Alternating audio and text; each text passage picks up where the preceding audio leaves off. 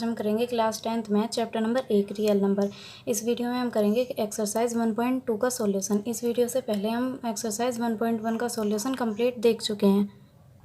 देखिए, जब हमने एक्सरसाइज 1.1 की थी तो उसके फर्स्ट सवाल में जो फर्स्ट पार्ट था 135 और 225, इसका जब हमें एचसीएफ ज्ञात करना था तो आप यहाँ पे ये मिस्टेक हुई है, यहाँ पे 35 लिखा हुआ है, आप इसे कट करके यहाँ पे 45 कर लेना। 45 2 जा 90 होगा, यहाँ पर ये 35 मिस्टेक है, आप इसे सही कर लेंगे। r बराबर 0 हो जाएगा, 45 2 जा 90 होगा। ओके, यहाँ पर आपको लिखना है 135 और 225 का HCF बराबर होगा 35 कट कर लेना 45।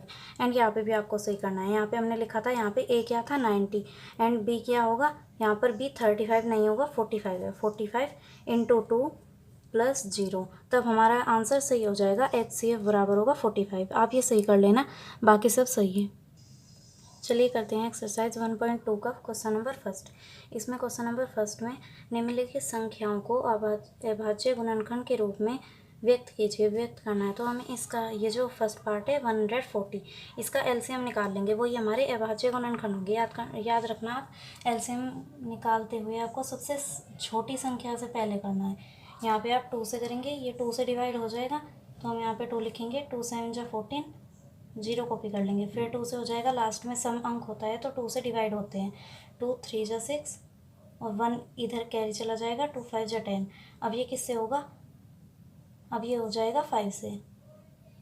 5 7 जा 35। फिर ये होगा 7 से। 7 1 जा 7। तो ये पूरा सोल्व हो गया। फिर आप यहाँ पे लिखेंगे 140 के क्या क्या मिले आपको, इन सबको आपको गुणा में लिखना है। 2 इंटू 5 इंटू 7। आप इसे ऐसे भी लिख सकते हैं, 2 की घात 2 इंटू 5 इंटू 7।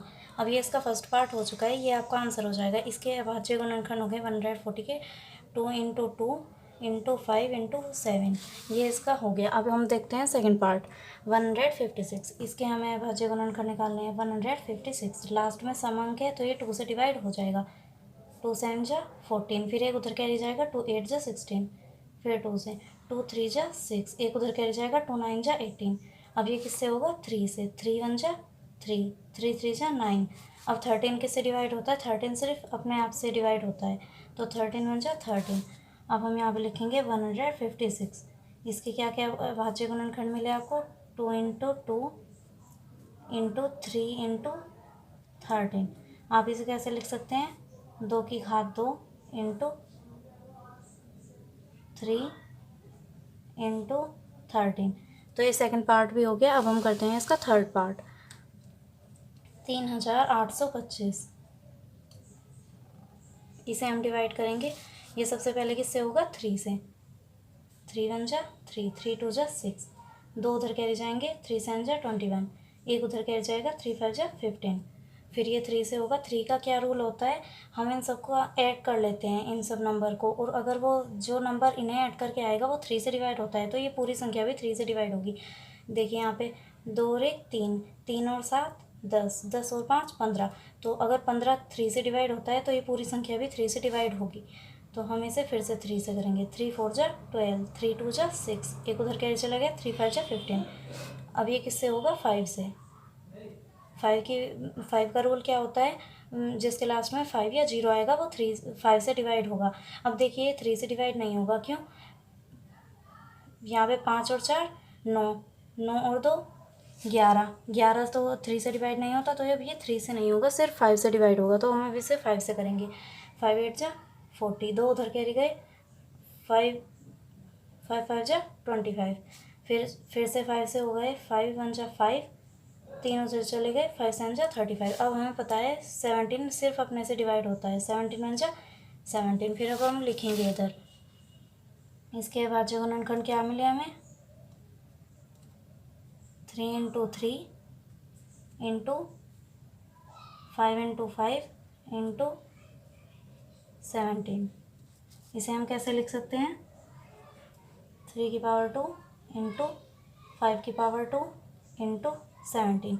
अब ये थर्ड पार्ट भी हो चुका है। चलिए देखते हैं इसका फोर्थ पार्ट। अब देखते हैं क्वेश्चन नंबर 4। ये है 5005। ये किससे डिवाइड होगा, सबसे पहले 5 से होगा, 5 1 जा 5, 0 0, 5 1 जा 5। अब ये वाली संख्या किससे होगी, 7 से, 7 1 जा 7, 3 उधर चला गया, 7 4 जा 28, 2 उधर चला गया, 7 3 जा 21। अब ये वाली संख्या किससे होगी, ये होगी 11 से। आप डिवाइड करके देखना, 11 1 जा 11, 3 उधर चला गया, 11 3 जा 33। फिर हमें बताया 13 खुद से ही डिवाइड होता है, 13 1 जा 13। अब इसके अभाज्य गुणनखंड क्या आ चुके हैं वो हमें इधर लिखने हैं। 5 0 0, 5 के अभाज्य गुणनखंड क्या है, 5 इंटू 7 इंटू 11 इंटू 13, ये इसका आंसर हो जाएगा। हमें अभाज्य गुणनखंड ज्ञात करने थे, हमने कर लिए। अब ये है क्वेश्चन का 5th पार्ट, ये है 7429। इसको जब आप डिवाइड करेंगे तो ये 17 से पूरी संख्या डिवाइड होगी। इसके लिए आपको टेबल याद होना बहुत ज़रूरी है। आप पहले टेबल याद करना, फिर चेक करोगे आप तो आपको मिलेगा 17 से पूरी संख्या डिवाइड हो जाएगी। चलिए करते हैं, 17 4 जा 68, 68 को जब माइनस करेंगे आपको मिलेगा 6, 6 उधर चला जाएगा 2 के पास, तो ये बन जाएगा 62। फिर चलाएंगे 17 3 जा 51, 51 में से अब जब माइनस करेंगे तो आपको मिलेगा 11, 11 को आप उधर भेज देंगे तो ये बन जाएगा 119, 17 7 जा 119। अब ये हो गया। अब आप जब इस वाली संख्या को चेक करेंगे तो आपको मिलेगा ये पूरी संख्या 19 से डिवाइड होगी, तो 19 से करते हैं, 19 2 जा 38, 38 को जब आप माइनस करेंगे आपको मिलेगा 5, 5 को आप उधर भेज देंगे, 19 3 जा 57। अब आपको पता होगा 23 सिर्फ अपने आप से डिवाइड होता है, तो 23 1 जा 23। अब आपको मिल गया है इसके अभाज्य गुणनखंड, वो हम यहाँ पर लिख लेंगे, 17 इंटू 19 इंटू 23, ये इसका आंसर हो गया। आई होप आपको समझ आ गया होगा। अगर फिर भी समझ ना आए तो आप कमेंट बॉक्स में मुझसे पूछ सकते हैं, मैं आपको रिप्लाई ज़रूर करूँगी। चलिए देखते हैं क्वेश्चन नंबर 2। पूर्णांकों के निम्नलिखित युग्मों के HCF तथा LCM ज्ञात कीजिए तथा जांच कीजिए कि दो संख्याओं का गुणनफल बराबर होता है HCF इंटू LCM। चलिए देखते हैं, फर्स्ट क्वेश्चन है 26 और 91। इन दोनों के पहले हमें HCF और LCM निकालने हैं, फिर इनका गुणनफल करेंगे और बराबर करके देखेंगे इनका कि संख्याएं दोनों की बराबर आती हैं या नहीं। चलिए करते हैं, 26 के अभाज्य गुणनखंड, जैसे हमने फर्स्ट क्वेश्चन में अभाज्य गुणनखंड निकाले थे वही हमने निकाल लिए, तो हमें 26 के अभाज्य गुणनखंड क्या मिले, 2 इंटू 13। फिर 91 के हमने अभाज्य गुणनखंड निकाले तो 7 इंटू 13। अब इनमें जो कॉमन चीज़ है वो तो हमारी HCF होती है। HCF कॉमन चीज़ क्या थी, 13, इसमें भी 13, तो 13 आ गया HCF। LCM क्या होता है, कॉमन चीज़ को एक बार लिखो, जो अलग संख्याएं हैं उन्हें भी एक बार मल्टीप्लाई में लिखो, 13 इंटू 2 इंटू 7, इसकी मल्टीप्लाई करके आ गया 182। अब हम देखेंगे दो संख्याओं का गुणनफल बराबर HCF इंटू LCM। यहाँ पे दोनों संख्याएं क्या थी, 26 और 91, HCF क्या था 13, LCM क्या था 182। आप इसे इधर लिखिए या इधर, कुछ फ़र्क नहीं पड़ेगा, मल्टीप्लाई में दोनों आंसर सेम ही आएंगे, इधर रखिए या फिर इधर रखिए। अब हमने इनकी मल्टीप्लाई देखिए यहाँ पे की है, हमें आंसर क्या मिला है, ये आंसर मिल गया, ये मैंने यहाँ पे कॉपी कर लिया। अब इसकी मल्टीप्लाई करते हैं,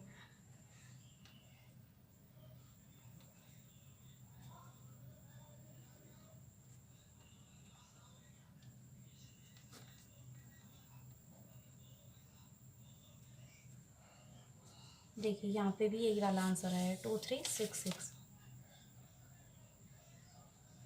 अब इस सवाल की जांच होगी तो इसका आंसर आ गया है, बस ये इसका आंसर हो जाएगा। इसके अभाज्य गुणनखंड क्या है, 2 3 5 और 17, इन्हें यहाँ पे लिख लेते हैं, 2 इंटू 3 इंटू 5 इंटू 17। अब इसी तरह हम 92 पे करेंगे, 92 सबसे पहले 2 से हो जाएगा, 2 4 जा 8, 2 6 जा 12, 2 2 जा 4, 2 3 जा 6, 23 1 जा 22, 23। अब देखिए क्या है, 2 इंटू 2 इंटू 23।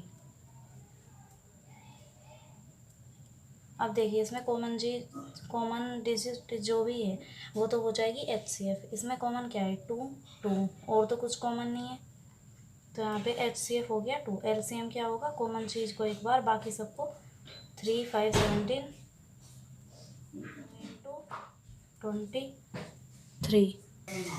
अब LCM निकालने के लिए हमें इन सब की मल्टीप्लाई 60 की 17 में करते हैं, पहले 17 में आंसर आ गया इसका। इसकी 23 में करनी है।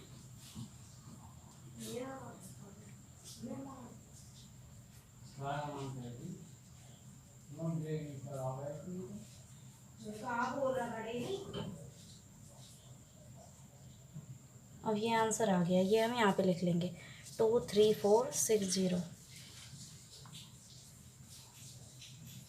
अब हमें चेक करना है दोनों संख्याओं का गुणनफल बराबर HCF इंटू LCM है या नहीं। चलिए लिखते हैं, दोनों संख्याएं क्या हैं, 510 इंटू 92, HCF 2 इंटू LCM 23460। अब इनकी हमें मल्टीप्लाई करनी है। चलिए करते हैं इनकी मल्टीप्लाई।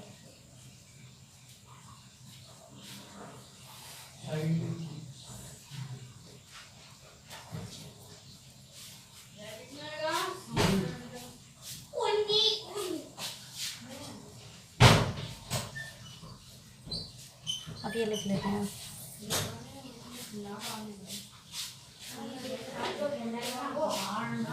अब हमें इसकी मल्टीप्लाई करनी है, इसकी करते हैं।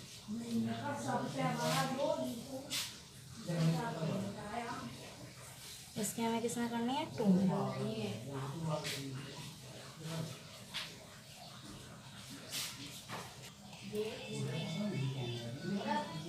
अब देखिए ये वाली और ये वाली संख्या सेम है, इसे भी हम लिख लेंगे। 2 पार्ट हो चुके हैं, फर्स्ट भी और सेकंड भी। थर्ड पार्ट आपके लिए है, वो आप करना और कमेंट बॉक्स में आंसर ज़रूर बताना। चलिए अब करते हैं क्वेश्चन नंबर 3। अभाज्य गुणनखंड विधि द्वारा निम्नलिखित के HCF तथा LCM ज्ञात कीजिए। पिछली बार भी हमने जो क्वेश्चन नंबर 2 किया था उसमें अभाज्य गुणनखंड विधि द्वारा ये HCF और LCM ज्ञात किए थे। अगर आपने वो वीडियो देखी होगी तो आपको इजीली समझ आ गया होगा। आप ये क्वेश्चन खुद से भी कर सकते हैं। उस वाली पहली वीडियो में हमें जाँच भी करनी थी, सेकेंड वाले क्वेश्चन में। इसमें हमें जाँच नहीं करनी, सिर्फ HCF और LCM निकालने हैं। यहाँ पर बस 3 संख्याएँ दी हुई हैं। पहले 12 से करेंगे, 2 6 12, 2 3 6, 3 1 3। हमने 12 को किए 2 से, फिर 2 से, फिर 3 से। तो हम इनके लिख लेंगे, पहले तीनों के कर लेते हैं। 15 का करेंगे, 3 5 15, 5 1 5, इसके भी हो गए। अब 21 के, 3 7 21, 7 1 7। अब हमें तीनों के अभाज्य गुणनखंड मिल गए हैं। अब हम लिखेंगे इसका सॉल्यूशन है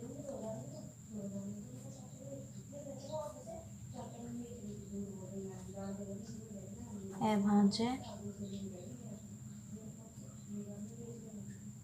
गुणनखंड बराबर, फिर लिखेंगे 15 के अभाज्य गुणनखंड, फिर लिखेंगे 21 के अभाज्य गुणनखंड बराबर 3 इंटू 7। अब हमें देखना है इनमें कॉमन क्या है, वो हमारा HCF होगा। इसमें कॉमन क्या है, यहाँ पे भी 3 है, यहाँ पे भी 3 है एंड यहाँ पे भी 3 है, तो HCF हो जाएगा 3। फिर हम लिखेंगे LCM बराबर है, जो कॉमन चीज़ है उसे एक बार लिखना है और जो भी चीज़ें बची वो लिखनी है। 2 इंटू 2, यहाँ से 5 और यहाँ से 7। अब देखिए इनके मल्टीप्लाई करनी है। 3 2 6, 6 2 12, 12 5 60, 60 की 7 में करेंगे 420। ये LCM आ गया। अब हमें HCF और LCM ज्ञात करना था, तो हम लिख देंगे HCF बराबर है 3 और LCM बराबर है 420। ये इसका आंसर हो जाएगा। अब चलिए करते हैं इसका सेकंड पार्ट। अब ये है इसका सेकंड पार्ट, 17 23 और 29। अब देखिए ये वाली संख्या भी अभाज्य संख्या है, ये वाली संख्या भी, ये वाली संख्या भी। अभाज्य संख्या क्या होती हैं, जो सिर्फ खुद से डिवाइड होती हैं। तो हम इसके सॉल्यूशन में लिख देंगे। तो हमें यहाँ पर कुछ भी कॉमन चीज़ तो मिलेगी नहीं। ये 17 से डिवाइड होगा, ये 23 से डिवाइड होगा और ये 29 से। तो जब कुछ संख्या नहीं मिलती हमें कॉमन, तो उनका HCF 1 होता है। एक सभी का वो होता है HCF। तो हम लिखेंगे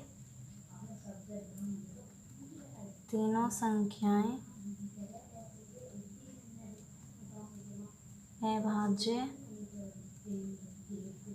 संख्याएं हैं अतः कोई उभयनिष्ठ गुणनखंड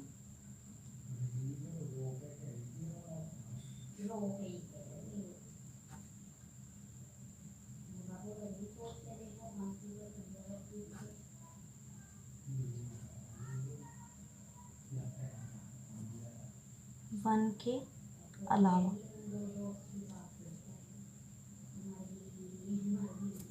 यहाँ पे वन के अलावा कोई अभाज्य गुणनखंड नहीं होगा, तो HCF आ गया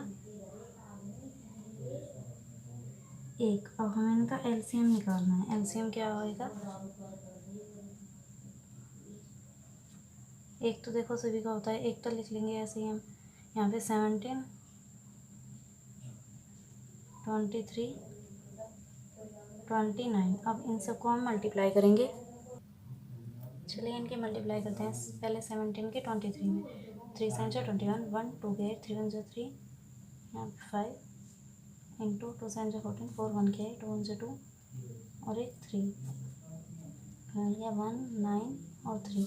अब हमें इसमें किसकी मल्टीप्लाई करनी है, 29 की। यहाँ पे हम करेंगे 29 की। 9 1 जा 9, 9 9 जा 81, 1 8 कैरी, 9 80, 9 3 जा 27, 35, 4 1 जा 2, 2 9 जा 18, 8 1 कैरी, 2 3 जा 6 और एक 7 9।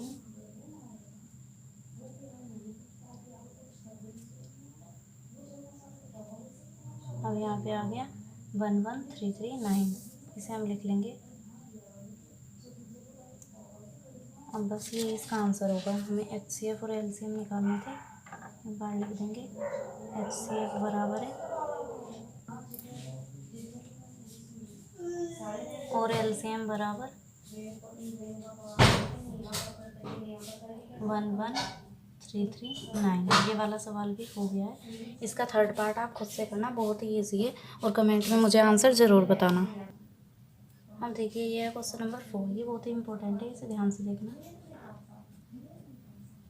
अब देखिए इसमें हमें क्या करना है, HCF दिया है हमें इस और इस संख्या का, इन दोनों संख्याओं का HCF दिया है हमें 9।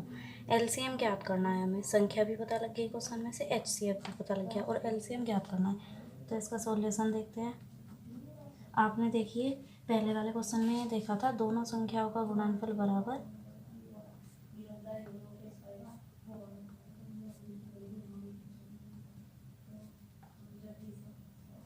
बराबर होता है HCF इंटू LCM। अब देखिए दोनों संख्या क्या है यहाँ पे,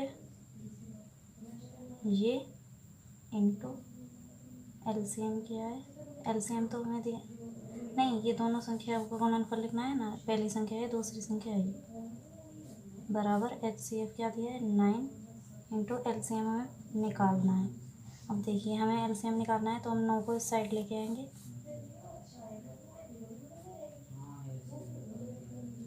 अब ये 9 यहाँ पे क्या कर रहा है, यहाँ पे इसके साथ मल्टीप्लाई में है, यहाँ पे आके ये डिवाइड में आ जाएगा।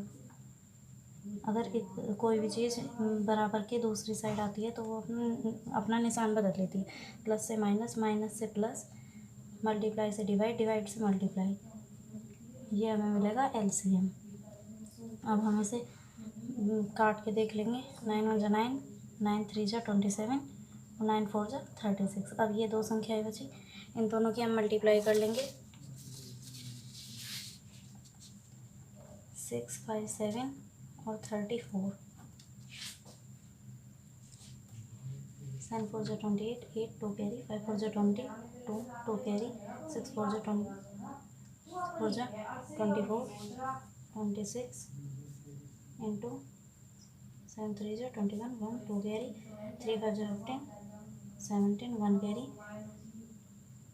और एक 19, 8 3, यहाँ से हो गया 13 कैरी, 2 1 कैरी 2। अब यहाँ से 2 2 3 3 8 आ गया आंसर।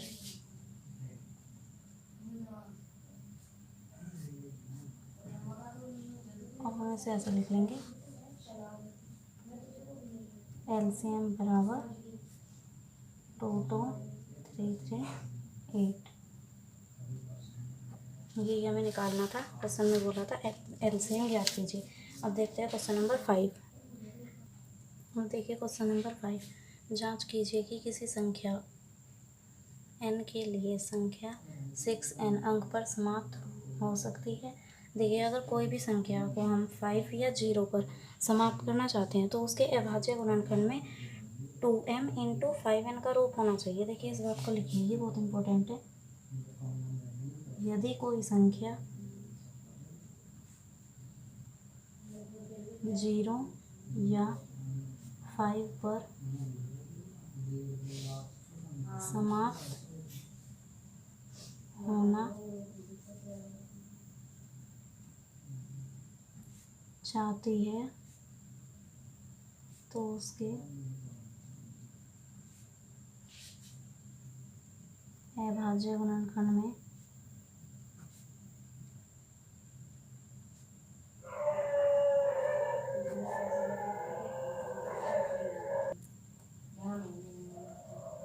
2m इंटू 5n का रूप होना चाहिए। देखिए फॉर एग्ज़ाम्पल हमने कोई संख्या 4 ली। अब यहाँ पे 4 के हम अभाज्य गुणनखंड करेंगे तो हमें मिलेंगे 2 इंटू 2, ये 2 की पावर m। तो ये देखिए इसके रूप में 5m तो नहीं आया, और हमने क्या लिखा था 5n तो नहीं आया, यहाँ पे 2 की पावर m का रूप है। अब देखिए इसमें 5n तो नहीं है तो हम लिखेंगे 4 के गुणनखंड में 5n का रूप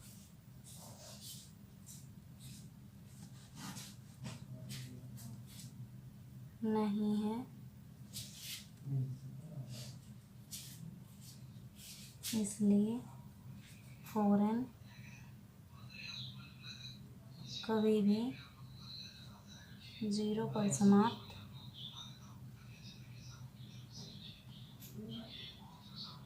नहीं हो सकता।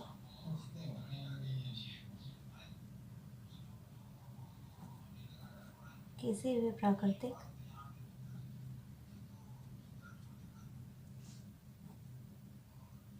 वो प्राकृतिक संख्या होनी चाहिए। प्राकृतिक संख्या n के लिए, आई होप आपको क्वेश्चन समझ में आ गया होगा। समझ आ गया हो तो मुझे कमेंट में ज़रूर बताना। चलिए देखते हैं क्वेश्चन नंबर 6। देखिए जब मैं लिख रही थी दिखाई नहीं दे रहा था, आप अब देख लीजिए, यहाँ से आप पढ़ लीजिए। 4 के अभाज्य गुणनखंड में 5n का रूप नहीं है। 4n कभी भी 0 पर समाप्त नहीं हो सकता किसी भी प्राकृतिक संख्या n के लिए। प्राकृतिक संख्या होनी चाहिए। आई होप आपको समझ आ गया होगा। देखिए क्वेश्चन नंबर 6 क्या है। व्याख्या कीजिए कि 7 इंटू 11 इंटू 13 प्लस 13 और 7 into 6 into 5 into 4 into 3 into 2 into 1 plus 5 भाज्य संख्या क्यों है। देखिए भाज्य संख्याएँ क्या होती है, जिनके 2 से ज़्यादा फैक्टर होते हैं। सपोज करो 13 है, 13 का एक तो गुणनखंड हो जाएगा 13 और एक 1, उसके 2 ही गुणनखंड है तो वो एक अभाज्य संख्या है। इसी तरह भाज्य संख्याएँ क्या होती हैं, जिसके 2 से ज़्यादा गुणनखंड होते हैं। एक तो 1 हो जाता है, एक वो खुद ही संख्या, उससे अगर फालतू कोई गुणनखंड मिल गया तो वो एक भाज्य संख्या होगी। तो हमें इन 2 का बताना है। चलिए देखते हैं। इस वाली संख्या मैंने यहाँ पे कॉपी कर ली है। फिर इसमें से हम किसी एक संख्या को बाहर कॉमन ले लेंगे। 5 को ले लिया हमने, तो जहाँ पे अंदर 5 था वहाँ पे हम 1 लिख देंगे। यहाँ 7 इंटू 6 इंटू 1, यहाँ पे 5 था। फिर 4 इंटू 3 इंटू 2 इंटू 1, ये 1 यहाँ पे प्लस 5 की जगह 1। अब देखिए हम इन 3 को मल्टीप्लाई करेंगे, 7 6 और 1, बाहर 5 कॉमन है, 42 आ गया इंटू। अब हम इन 3 को करेंगे, 4 3 जो 12, 12 2 जो 24, 24 1 जो 24, 24 आ गया प्लस में 1। अब हमें किसे करना है, 42 और 24 को मल्टीप्लाई करना है। 4 2 जा 8, 4 4 जा 16, 2 2 जा 4, 2 4 जा 8।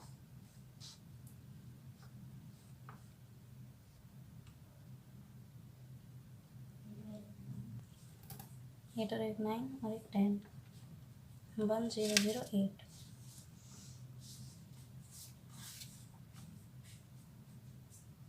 प्लस 1 1009, ये 1 इसमें ऐड कर दिया। अब देखिए इसके क्या क्या गुणनखंड हो गए, 5 इंटू 1009 और एक 1 तो सभी का होता है तो 1 भी हो गया। अब हम यहाँ पे लिखेंगे चूँकि दी गई संख्या के 2 से अधिक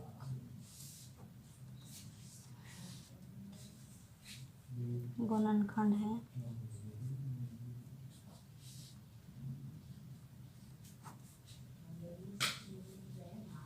अतः यह एक भाज्य संख्या है। यही तो पूछा था, भाज्य संख्या क्यों है। अब देखते हैं जो नेक्स्ट संख्या दी थी इसमें, 7 इंटू 11 इंटू 13 प्लस 13। अब देखिए इसमें 13 दो बार आ रहा है, इसे कॉमन ले लेंगे हम बाहर। 13 ले लिया, 7 इंटू 11 इंटू 1 प्लस 1। यहाँ पे 13, यहाँ पे प्लस था, फिर 13 के लिए 1 आ गया। अब हम इन दो की मल्टीप्लाई, इन तीनों की मल्टीप्लाई कर लेंगे। यहाँ पे आ गया 77 प्लस ये 1, फिर 13, इन्हें प्लस करके क्या आ गया 78। अब देखिए इसके भी यहाँ पे आपको बराबर लगा देना है। 13 हो गया एक फैक्टर, 78 और 1 सभी का होता है। फिर यहाँ पे लिखेंगे चूँकि गई संख्या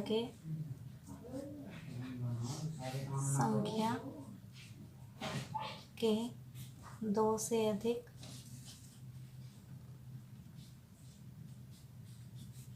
गुणनखंड हैं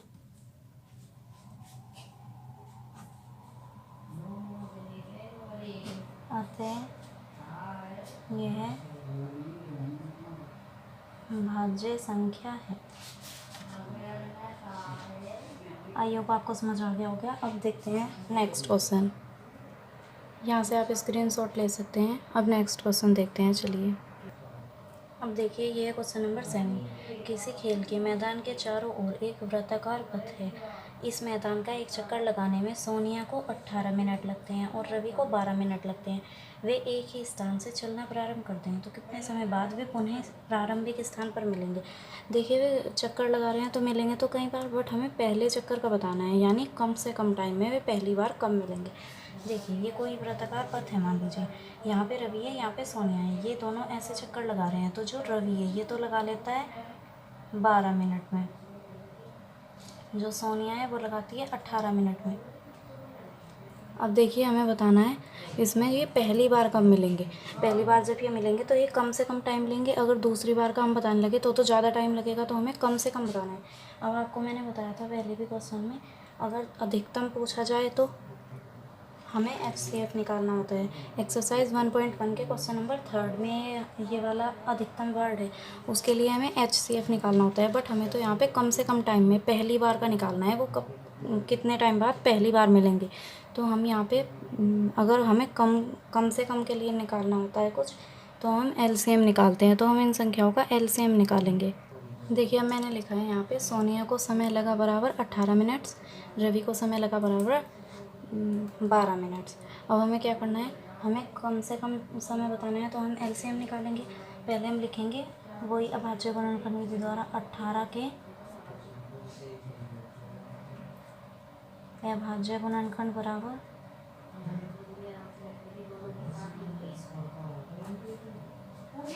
अब देखिए यहाँ पे 18 के निकालने हैं। 2 9 जा 18, 3 3 जा 9 और 3 1 जा 3, 2 इंटू 3 इंटू 3। फिर यहाँ पे निकालेंगे 12 के अभाज्य गुणनखंड बराबर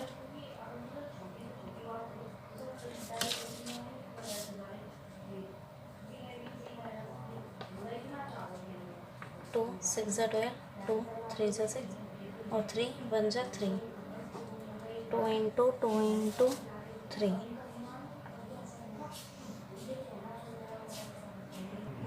देखिए अब एलसीएम क्या होगा। एलसीएम जो कॉमन चीज़ है उसे एक बार, यहाँ पे 2 था, यहाँ पे भी 2 था, इसे एक बार लिखेंगे, इंटू यहाँ पे भी 3 है, यहाँ पे भी 3 है, इसे भी एक बार लिखेंगे।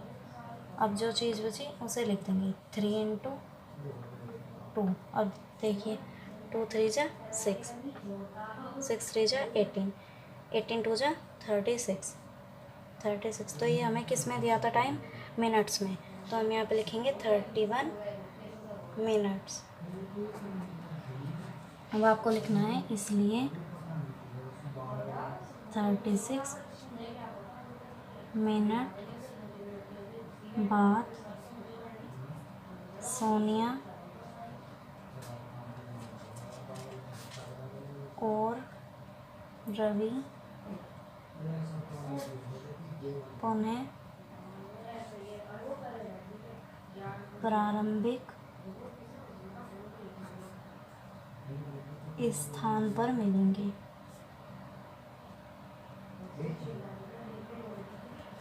आई होप आपको वीडियो अच्छी लगी होगी एंड सभी क्वेश्चन समझ में आए होंगे अच्छे से।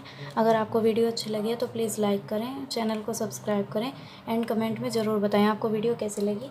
तब तक के लिए बाय बाय। आपसे मिलते हैं नेक्स्ट वीडियो में एक्सरसाइज 1.3 के सॉल्यूशन के साथ।